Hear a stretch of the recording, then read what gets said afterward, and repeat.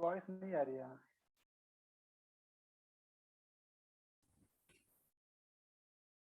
ये दिख रहा है तुम लोगों को? Yes sir.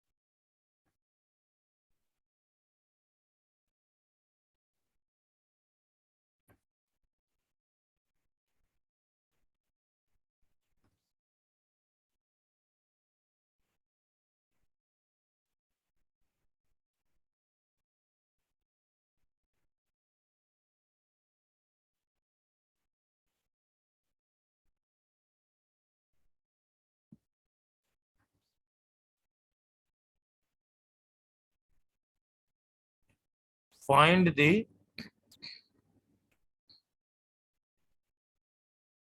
net magnetic field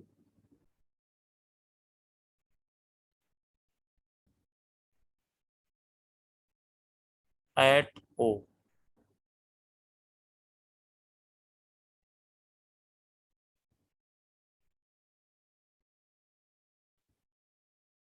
ये एक सेमी सर्कुलर वायर है और ये वाईजेड प्लेन में है।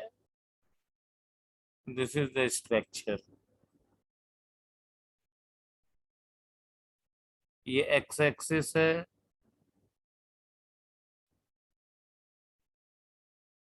ये वाई एक्सिस है, and this one is Z axis. This is origin. तो ओ पर मैग्नेटिक फील्ड कैलकुलेट करनी है।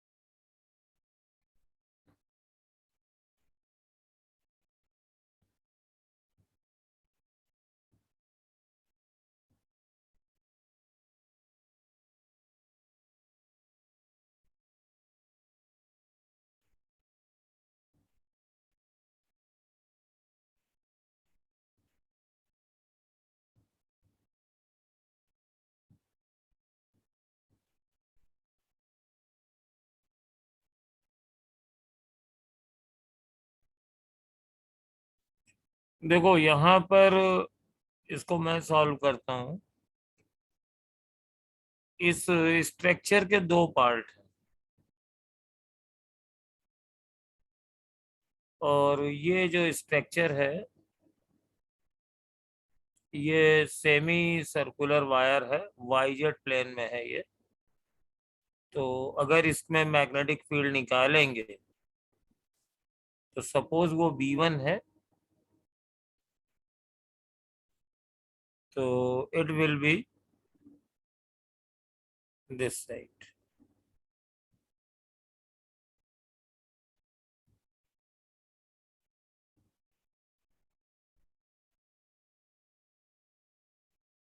निगेटिव आई एक्सिस की तरफ। सपोज ये B1 है।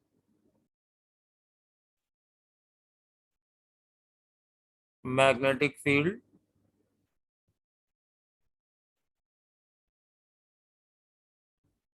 ड्यू टू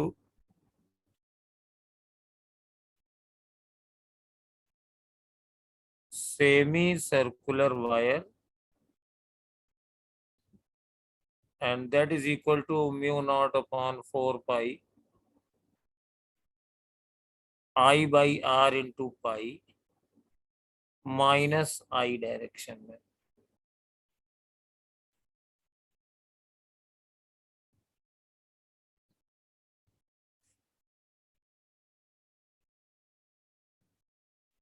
और ये 3 स्ट्रेट वायर हैं, इनकी वजह से मैग्नेटिक फील्ड आपको निकालनी पड़ेगी। तो सपोज ये वायर नंबर 1 है, ये वायर नंबर 2 है, ये वायर नंबर 3 है। तो अगर मैं वायर नंबर 1 की वजह से मैग्नेटिक फील्ड निकालता हूं तो बी वायर 1, तो मैग्नेटिक फील्ड तो डेफिनेटली डाउनवर्ड होगी, सबकी वजह से डाउनवर्ड ही होगी, क्योंकि सभी के राइट हैंड पर ये पड़ रहे हैं, तो सबकी मैग्नेटिक फील्ड के डायरेक्शन में होगी। तो इससे अगर निकालेंगे तो ये एक स्ट्रेट वायर है, तो यहां से परपेंडिकुलर डाला तो आर पड़ेगा, और फिर दोनों एंड पॉइंट्स को मिलाएंगे ऐसे, एक एंगल ये आएगा। तो mu naught upon 4 pi I by are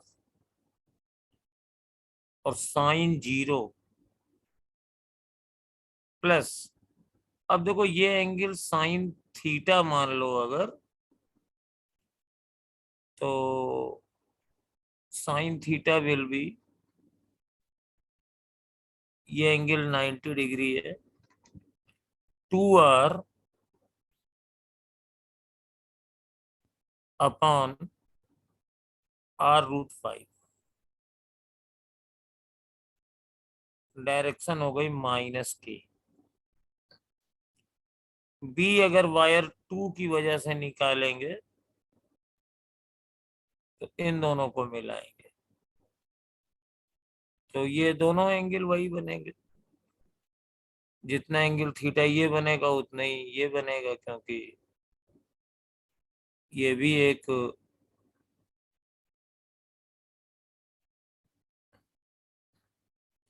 ये इस एंगल को अल्फा मान लें तो वही एंगल आएगा, ये इसके बराबर होगा।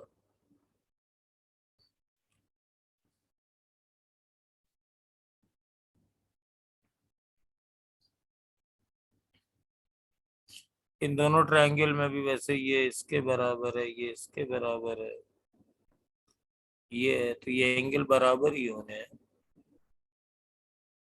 तो mu naught upon 4 pi I by R, but this sine theta ये जो है,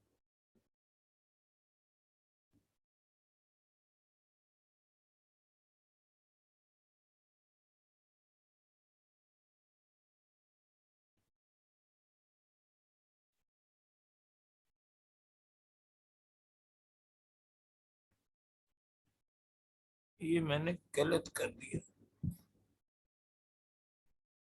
ये वायर है, स्क्वायर था, ये साइड आर है, ये साइड 2r है, ये परपेंडिकुलर डाला, ये बना, हाँ ये, तो sine theta will be 2r upon, हाँ हाँ ठीक तो किया है,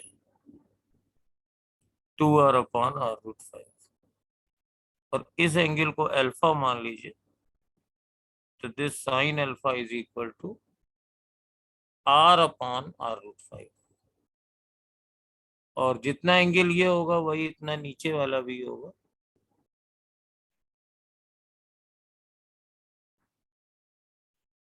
तो प्लस r अपॉन r√5, ये भी माइनस के डायरेक्शन में। और बी ड्यू टू वायर 3, इसको अगर निकालेंगे तो अगेन ये बनेगा एंगल, तो mu naught upon 4 pi I by R. और हाँ, इस पे परपेंडिकुलर डालेंगे तो ये 2r हो जाएगा, आई बाई 2r। ठीक, ये तो again 2r upon r√5 plus 0। और फील्ड सबकी माइनस के डायरेक्शन में। तो नेट फील्ड हमारे पास हो जाएगी B is equal to mu naught upon 4 pi I by R, आप कॉमन ले लीजिए तो माइनस भी कॉमन ले लीजिए, ज्यादा अच्छा रहेगा। तो पाई आई, और इसमें आई बाई आर चला गया, ये आर से आर कट जाएगा, 2/√5। और ये भी कट जाएगा आर से आर, तो 2√5, और ये 2√5 प्लस 4/√5 के। और इसको अगर लेंगे तो आर से आर कट जाएगा, आई बाई आर चला गया, तो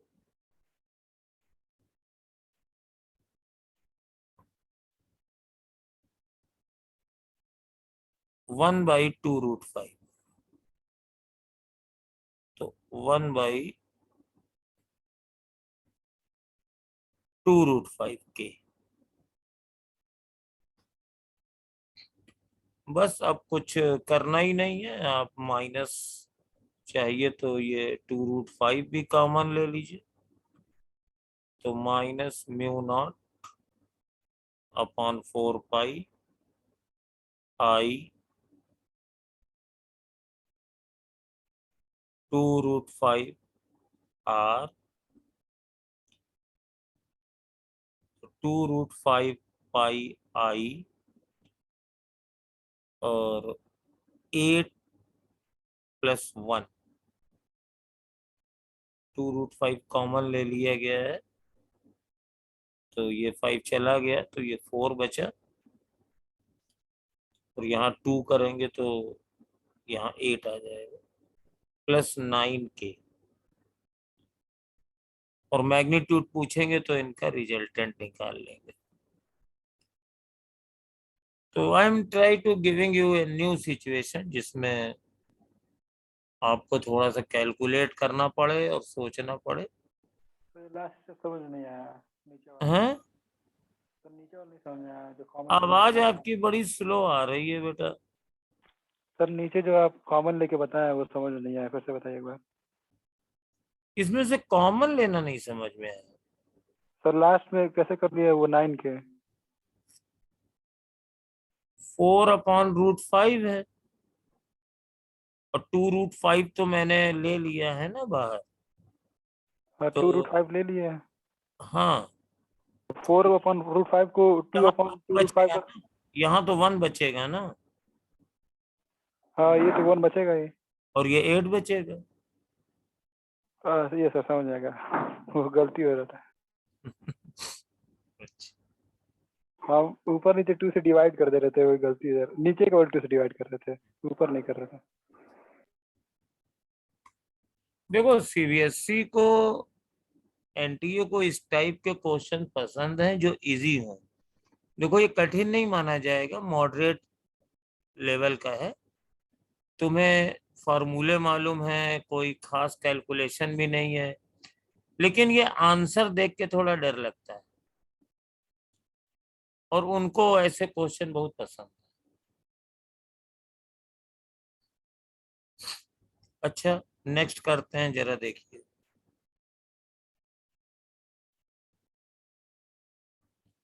तुम्हारे बैच के कई लोग कानपुर वाले आज क्लास भी कर रहे होंगे। न्यू लाइट जाके। सर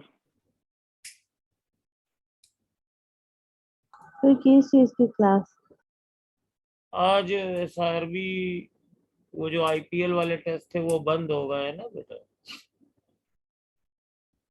अब टेस्ट सब लोग वही शेड्यूल के अकॉर्डिंग देंगे, 2 से 5 स्टैंडर्ड टाइम पे। तो SRB की क्लास है आज, तो वो सिंह सर ले रहे हैं न्यू लाइफ में।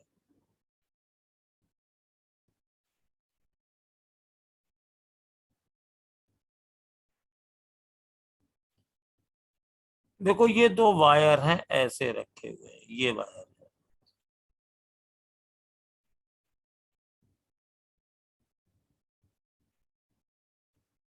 और मैं लाइन बना देता हूँ।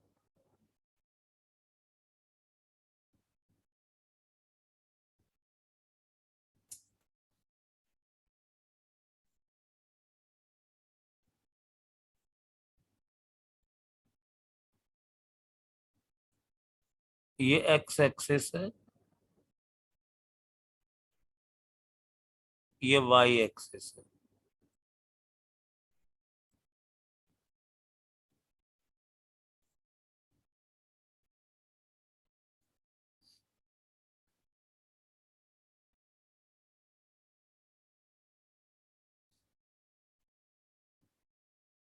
और यहाँ पे एक वायर है, मैं रेड कलर से कर दे रहा हूँ। इसमें डॉट डायरेक्शन में करंट ऊपर की ओर जा रही है I। और यहाँ पे कोई पॉइंट P है, कोऑर्डिनेट है XY। Find the magnetic field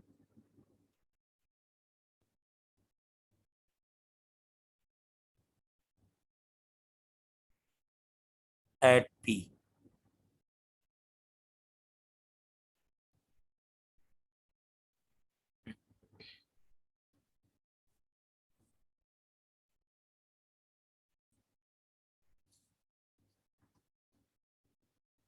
इसको मैं ही करता हूँ।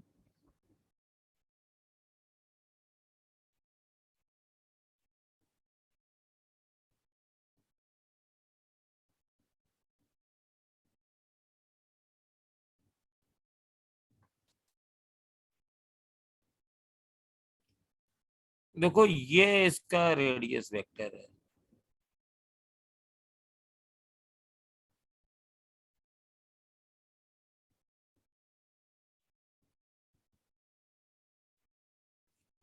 तो करंट वेक्टर ऊपर की ओर है,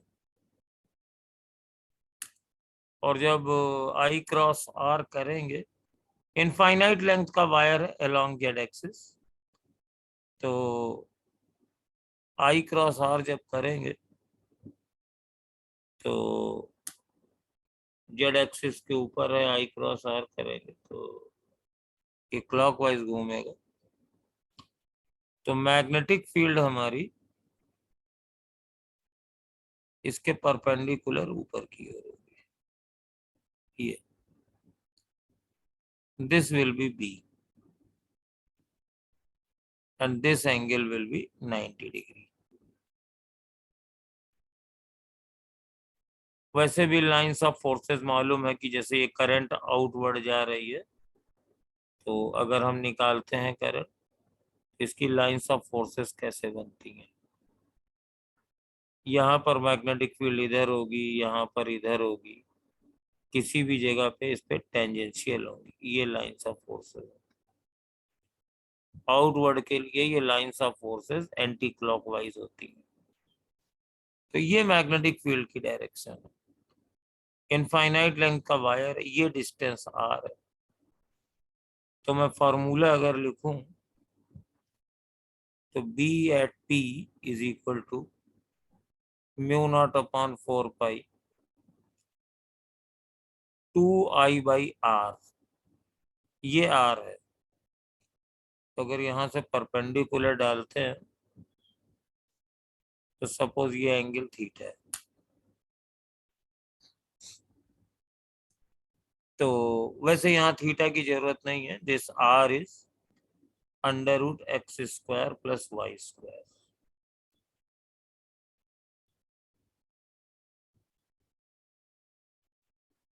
मेन कहानी है इस डायरेक्शन में यूनिट वेक्टर मुझे चाहिए, क्योंकि मैग्नेटिक फील्ड की डायरेक्शन इधर है। तो अगर इस डायरेक्शन में यूनिट वेक्टर चाहिए तो मैंने वेक्टर में इसका तरीका बताया था।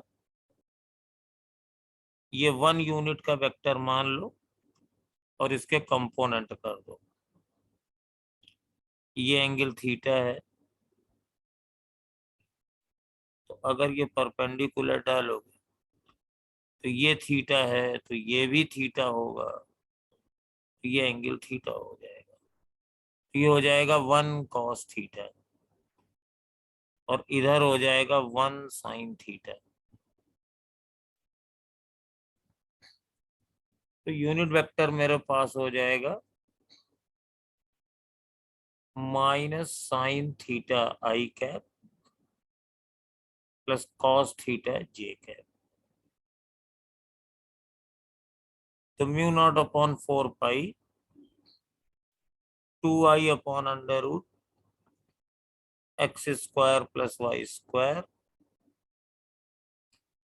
और sine theta this y upon r and cos theta is this x upon r.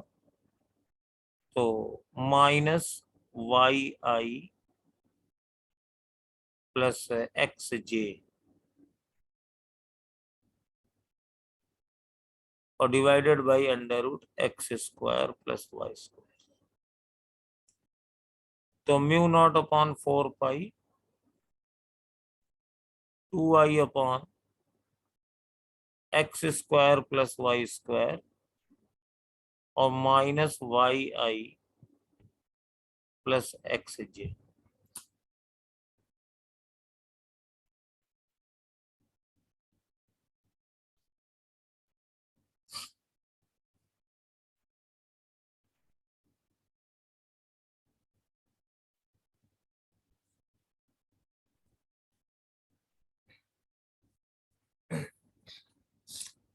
तो ये फंडा था, अगर ये डॉट है तो ये फील्ड ऐसे यहाँ पे परपेंडिकुलर होगी। तो ये एक फंडामेंटल क्वेश्चन था जो पहले आया था एक बार एनसीईआरटी की किसी ओल्ड एडिशन में एज ए क्वेश्चन भी था, और इसका यूज ये है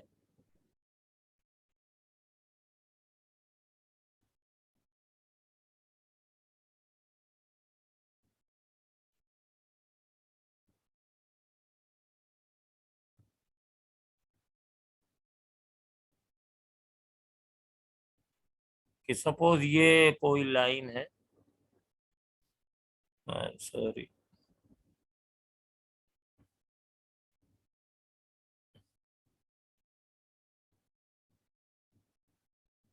ये कोई लाइन है and there are two infinite wires. एक में करंट डॉट डायरेक्शन में है,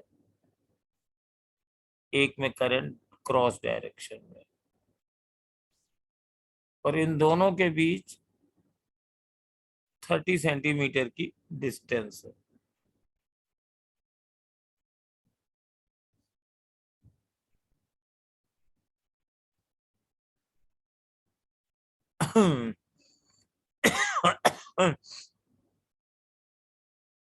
और दिस डिस्टेंस इज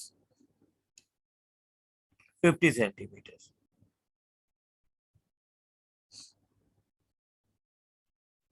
और इससे करंट जा रही है 2 एम्पियर की।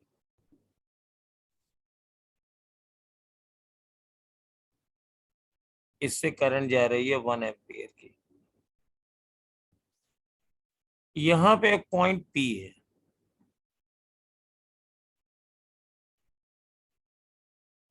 तो फाइंड ये वाली डिस्टेंस ए दी गई है। Find A if magnetic field at P is equal to 0। और एक पॉइंट और है यहाँ पे, ये क्यू है,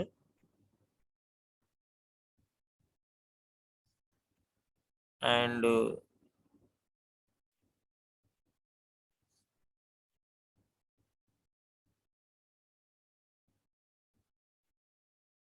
डिस्टेंसेस आर गिवन, ये 30 सेंटीमीटर है, ये 40 सेंटीमीटर। दूसरा क्वेश्चन है कि find B at Q also.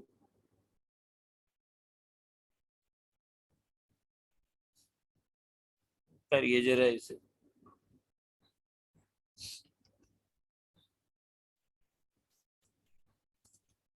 पहला वाला पार्ट तो बहुत ही सिंपल है और दूसरा वाला भी सिंपल ही है, कोई बहुत कठिन नहीं है।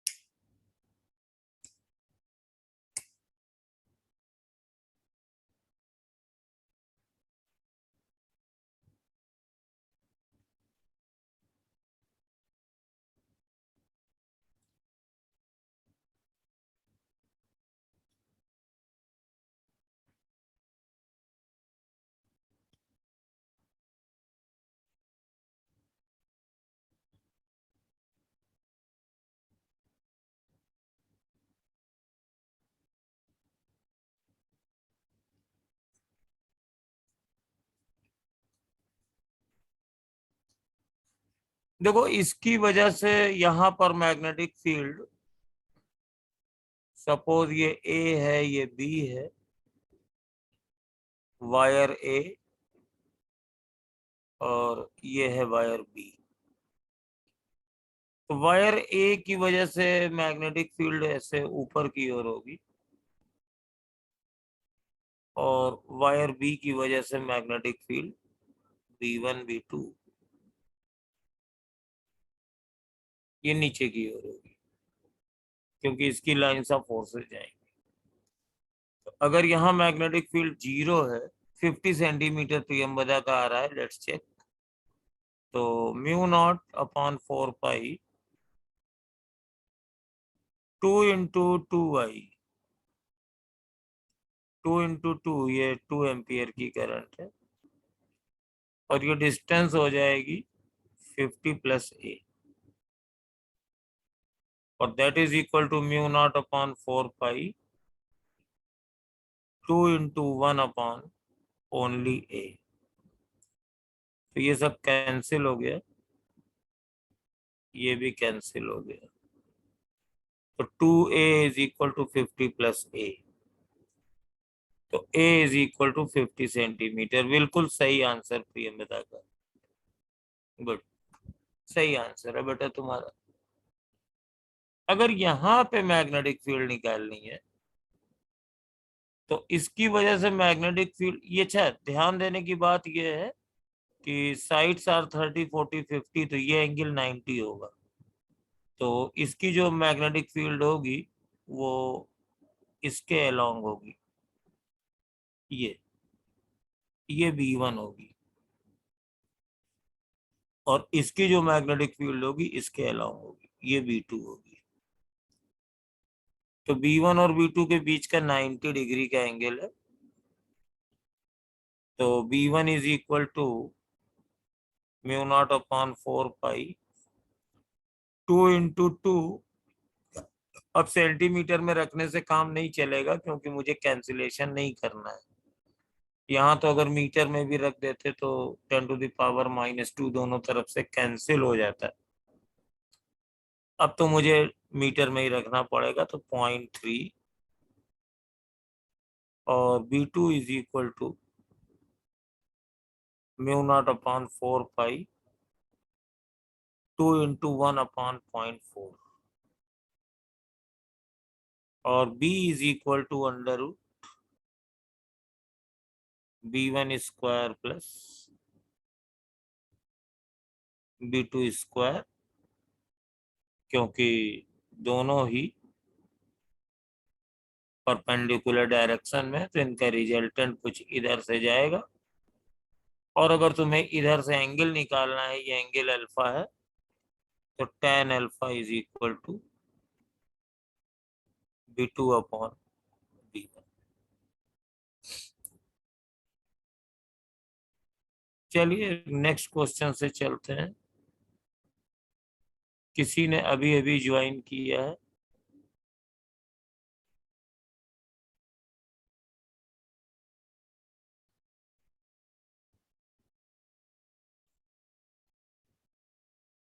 तो चलिए फिर नेक्स्ट क्वेश्चन एक और करते हैं। और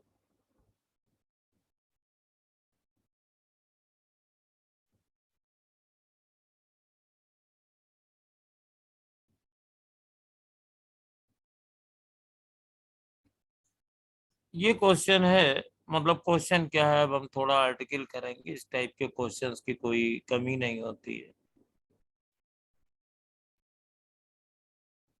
फोर्स बिटवीन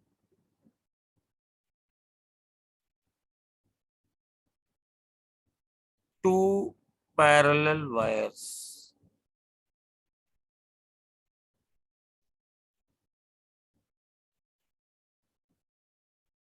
बहुत ही फेमस क्वेश्चन है। सपोज ये दो वायर्स हैं इनफाइनाइट लेंथ के, एक में करंट I1 है और दूसरे में करंट I2 है, और इन दोनों वायर्स के बीच की डिस्टेंस D है। तो find the magnetic force per unit length.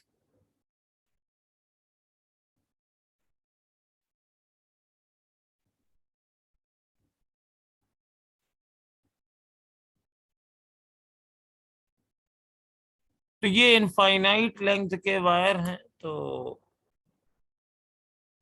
अगर हम, जैसे मान लीजिए मुझे I2 की पर यूनिट लेंथ पर फोर्स निकालना है, तो consider a small section L of this wire, और हम मानेंगे कि ये सेक्शन इस वायर की मैग्नेटिक फील्ड में रखा हुआ है। तो I1 की वजह से मैग्नेटिक फील्ड इधर इनवर्ड डायरेक्शन में होगी,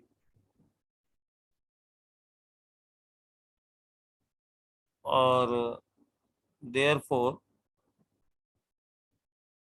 इस विसिनिटी में ये कांस्टेंट होगी। तो मैग्नेटिक फील्ड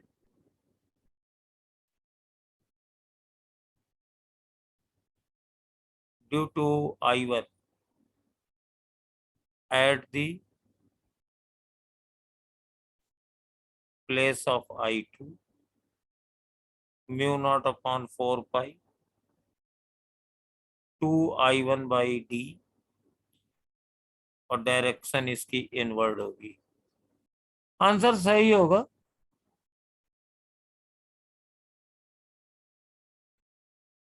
सर लेट हो गया, हम भूल गए थे। कोई बात नहीं बेटा, रिकॉर्डिंग देख लेना। अभी तो क्वेश्चंस की प्रैक्टिस करा रहे थे, पढ़ाना अभी शुरू किया है।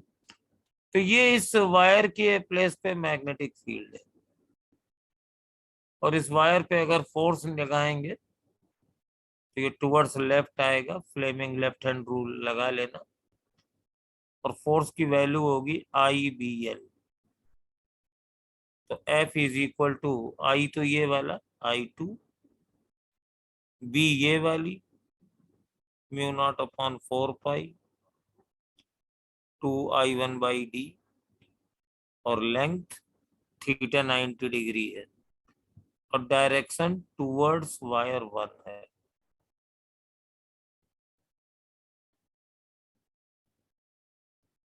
तो फोर्स पर यूनिट लेंथ निकालना है, तो F by L is equal to mu naught upon 4 पाई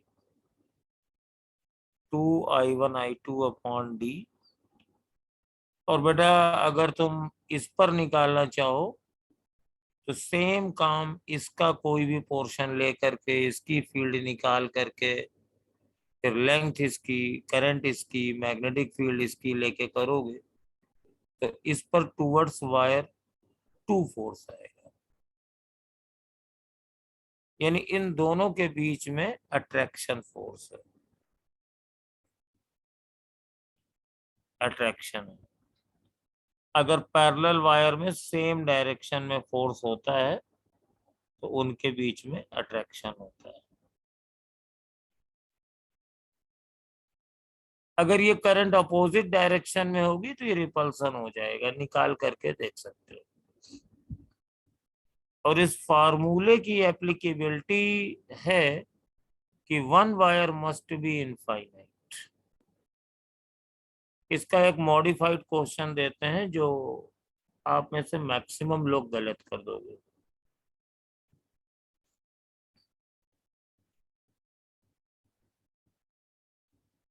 ये नोट कर लिया होगा। सपोज एक ये वायर है I1 और इसकी लेंथ है L1,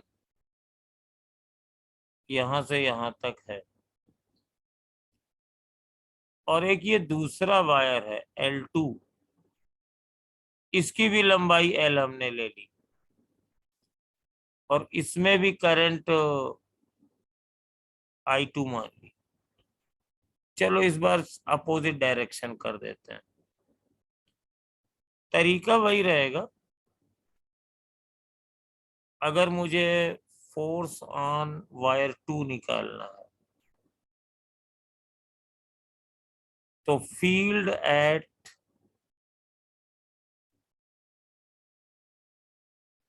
वायर 1 निकालनी होगी। अब यहां पर ये फॉर्मूला वर्क नहीं करेगा क्योंकि ये वायर की इनफाइनाइट लेंथ थी। इसके स्मॉल पोर्शन पर हर जगह मैग्नेटिक फील्ड ऑलमोस्ट सेम आ रही थी, लेकिन ये इनफाइनाइट वायर नहीं है, तो magnetic field will be different at different places. तो इसमें हम मानते हैं सपोज ये एक्स एक्सिस है, ये x बराबर 0 पे है, ये x बराबर d पर है।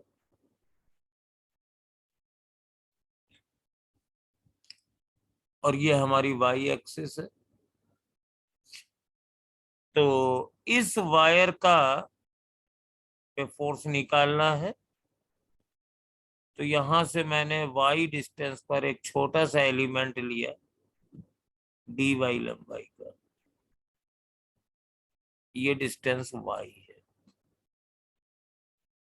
This is a point. तो यहां पर फील्ड क्या होगी, परपेंडिकुलर डालेंगे तो ऑफ कोर्स d ही आएगा और ये हम मिलाएंगे तो एक एंगल बनेगा ऊपर, एक एंगल बनेगा नीचे। ये एंगल अल्फा है, ये बीटा है। Suppose this is point P। तो magnetic field at P is equal to mu naught upon 4 pi I1 by d sine alpha. तो what is sine alpha? Sine alpha is a dangerous thing. Y upon under root y square plus d square और plus sine beta तो ये लंबाई दोनों बराबर ही मैंने मानी है, तो अदरवाइज ये इंटीग्रेशन और कठिन हो जाएगा। इसीलिए मैंने इक्वल लेंथ और बिल्कुल इक्वल सामने आमने भी रखा है। अगर खिसका इसका देंगे तो ये सारे पैरामीटर्स और कॉम्प्लिकेटेड मैनर में आएंगे। सर इकट्ठे साइन टू साइन थीटा नहीं लिख सकते, वायर के बाइसेक्टर पे निकाल रहे हैं तो? ये बाइसेक्टर नहीं है बेटा, ये पॉइंट y बराबर 0 से y बराबर l तक जाएगा, ये जनरल पॉइंट है। तो सर बाइसेक्टर पे निकाल करके फिर इंटीग्रेट कर देंगे, आ नहीं जाएगा? बाइसेक्टर कहाँ निकालोगे बच्चा? जहाँ पे निकाल रहे हैं हम।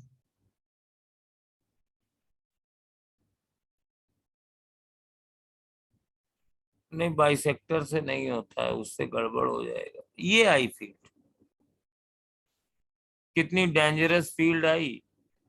तो इस पे फोर्स ये डीएफ बराबर आएगा I2 और B की यही वाली value, mu naught upon 4 pi I1/d y upon under root y square plus d square plus L minus y upon under root L minus y का whole square plus d square और multiplied by dy। तो force क्या होगा, you integrate 0 से L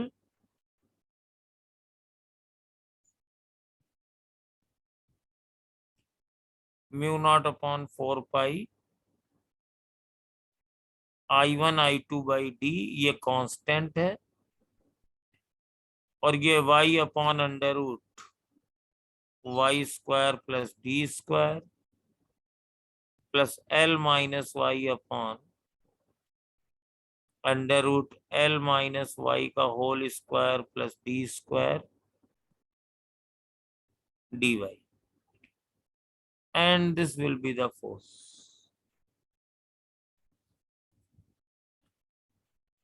तो ये आपने देख लिया कि ये इंटीग्रेशन उतना इजी नहीं है, हालांकि उतना कठिन भी नहीं है। Integration can be done, but NEET के हिसाब से ये क्वेश्चन आउट ऑफ सिलेबस माना जाएगा।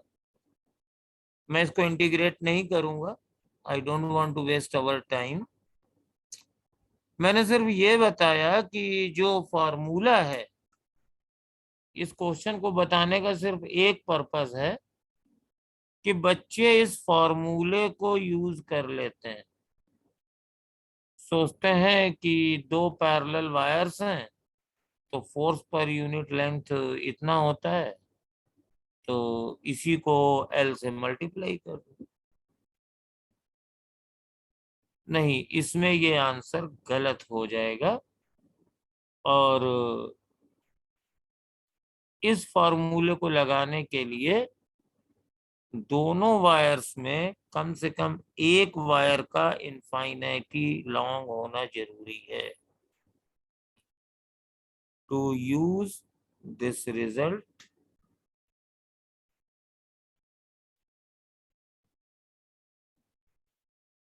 at least one wire should be very long.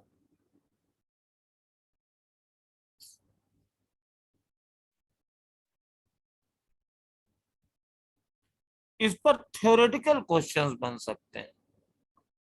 कह दिया कि इनके बीच में फोर्स, इस पर फोर्स क्या होगा, एक आंसर उसमें से ऐसा जरूर होगा कि इसी को L से मल्टीप्लाई कर देंगे। कुछ और बाहियात टाइप के आंसर होंगे, माइट भी कुछ सही भी आंसर हो, लेकिन ज्यादातर नहीं होंगे। तो आपको मालूम होना चाहिए कि वो फार्मूला यहाँ नहीं लगेगा। अब एक ऐसा क्वेश्चन दे रहे हैं जो आया नहीं है लेकिन आने के पूरे चांसेस हैं। इसको हम तुम लोगों से भी कहेंगे ट्राई करो। सपोज ये वायर I1 है और यहां पर एक वायर मैंने ले लिया L लंबाई का, जो इस वायर से A डिस्टेंस पर परपेंडिकुलरली रखा हुआ है और इस पे I2 करंट फ्लो कर रही है। तो find the magnetic force on wire 2। दूसरे वाले वायर पे मैग्नेटिक फोर्स निकालना है। सपोज ये वायर ए बी है, ये वायर इनफाइनाइटली लॉन्ग है, तो इसको आप कर भी सकते हैं। ये क्वेश्चंस पहले एम्स वगैरह टाइप के एग्जाम में आया भी है, इसलिए नीट में आने के पूरे चांसेस।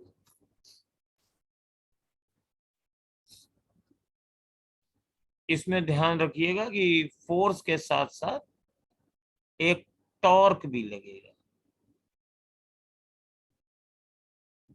तो अभी हम टॉर्क भी कैलकुलेट कराएंगे, पहले फोर्स कैलकुलेट करिए।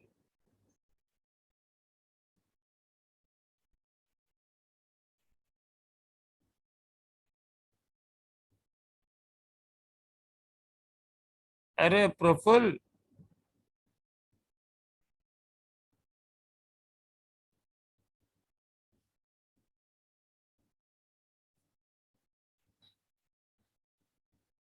अरे पांडे,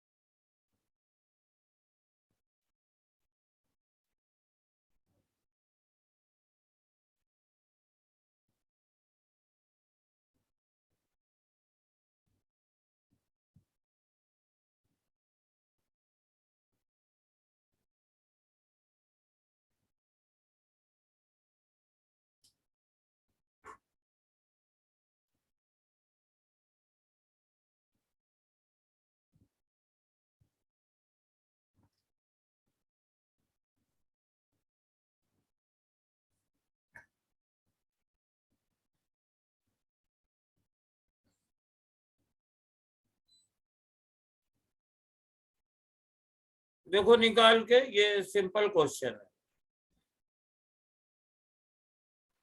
तो इसमें इंटीग्रेशन करना पड़ेगा, वो एक dx लेंथ के लिए हाँ, लेके बट कर लेंगे। इंटीग्रेशन कठिन नहीं है।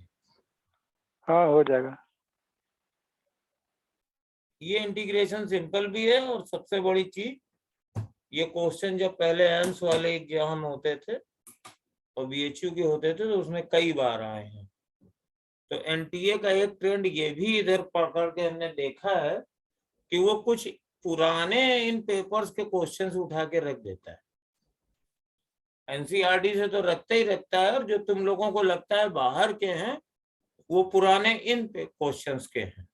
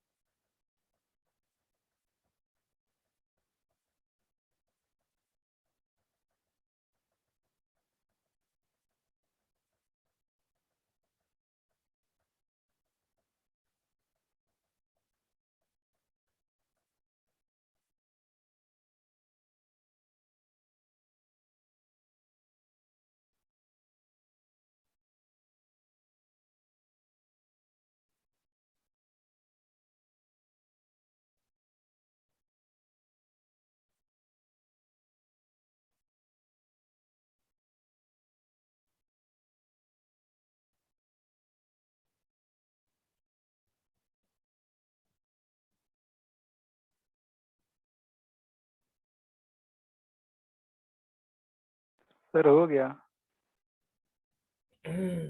हाँ वही वेट कर रहा था कोई बताए।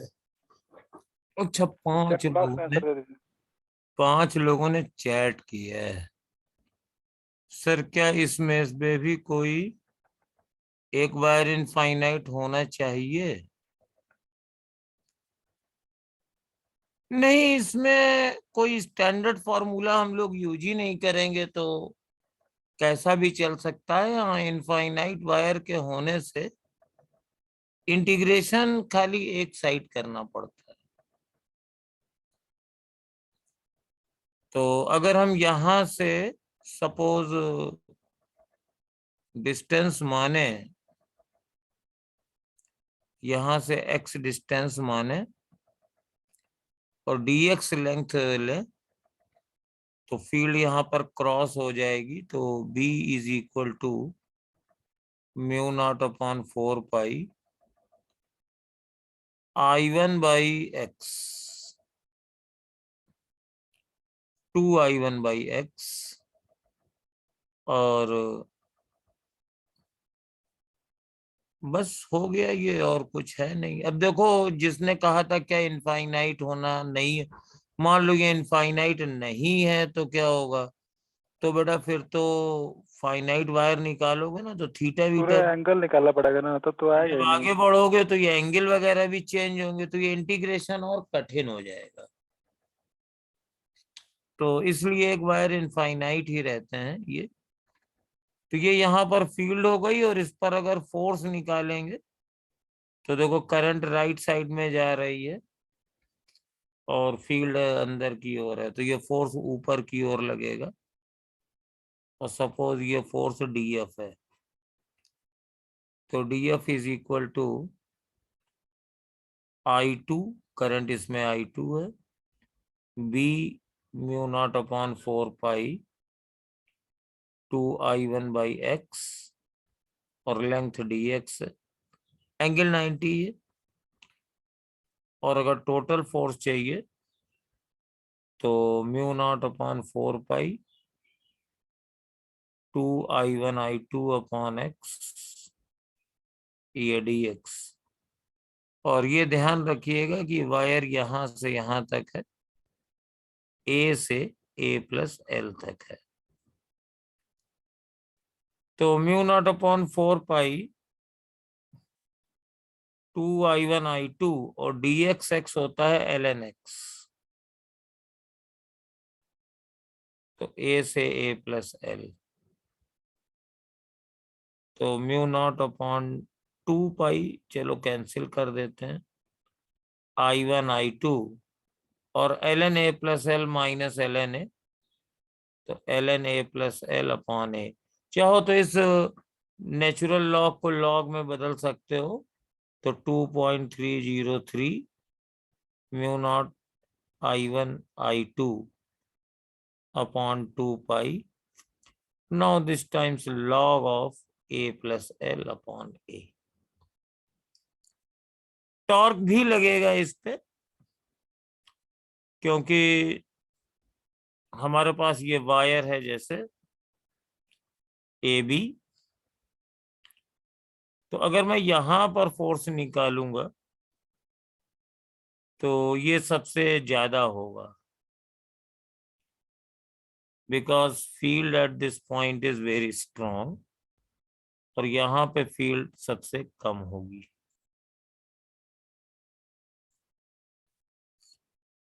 तो फोर्स लगातार डिक्रीज कर रहा है, और वायर्स ज्यादातर यूनिफॉर्म होते हैं, तो वायर्स का सेंटर ऑफ मास तो बीच में होगा, लेकिन इसका जो नेट फोर्स आ रहा है वो इधर से कहीं लगेगा।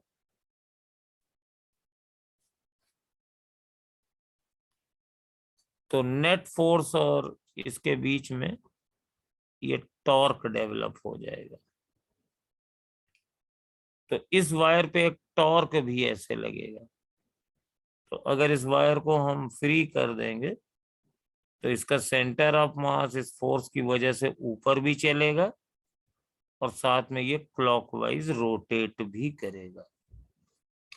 टॉर्क निकालने के लिए थोड़ी कैलकुलेशन और लंबी है, लेकिन ट्रेंड में है नहीं, तो उसको हम लोग नहीं कैलकुलेट करते हैं। अब एक दूसरा काम करते हैं। सपोज ये दो चार्ज पार्टिकल है Q1 Q2, सपोज दोनों पॉजिटिव हैं। लेट बोथ आर पॉजिटिव,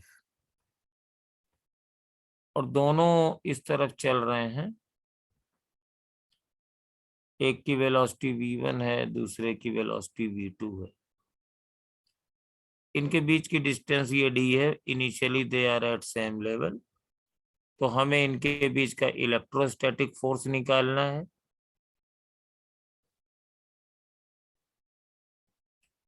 इनके बीच का मैग्नेटिक फोर्स भी निकालना है, और हमें यह भी पता करना है दोनों सेम टाइप के हैं, Q1 Q2 ग्रेटर देन 0 है, तो इनके बीच में अट्रैक्शन होगा या रिपल्सन होगा, ये भी पता करना है। अट्रैक्शन और रिपल्सन।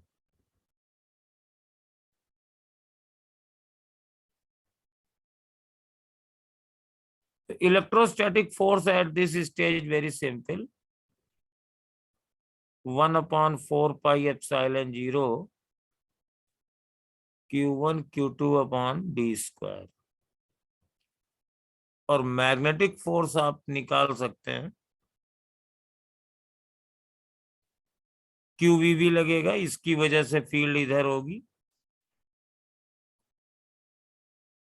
डायरेक्शन हमारे पास इनवर्ड होगी। तो μ0/4π आईडीएल, तो आईडीएल वेक्टर ऊपर बनेगा, Q1 V1 के बराबर हो जाएगा upon d² into sine theta. तो साइन तो 90 हो गया, आइडियल वेक्टर ये है, डिस्टेंस ये है, तो साइन 90। तो μ0/4π Q1 V1/d², और इस पर फोर्स लगेगा, ये फील्ड है, तो ये BM यहाँ की फील्ड है, और फोर्स हो जाएगा QVB, तो Q2 इंटू वेलोसिटी V2, और B की जगह μ0/4π Q1 V1/d²। तो ये आया μ0/4π Q1 Q2 V1 V2/d²। और इंटरेस्टिंग बात यह है कि इलेक्ट्रोस्टैटिक फोर्स इस तरफ है, सॉरी, ये मैग्नेटिक फोर्स अट्रैक्शन का होगा, both are forming current in same direction, but electrostatic force repulsion का होगा। तो नेट फोर्स कैसा होगा, तो यहां पर देखो, this factor is very small, 10⁻⁻⁷, and this is very large, 9 into 10⁻⁹। तो generally FE greater than FM होता है, तो देयरफॉर इनके बीच में नेट फोर्स रिपल्सन का ही लगेगा।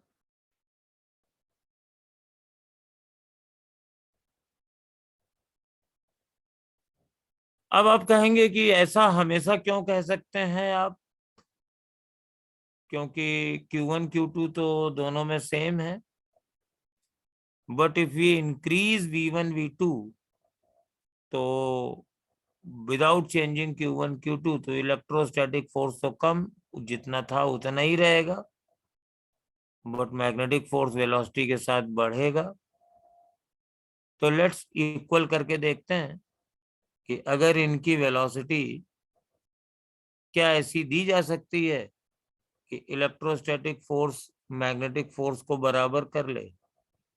तो μ0/4π Q1 Q2 V1 V2/d² is equal to 1/4πε0 Q1 Q2/d²।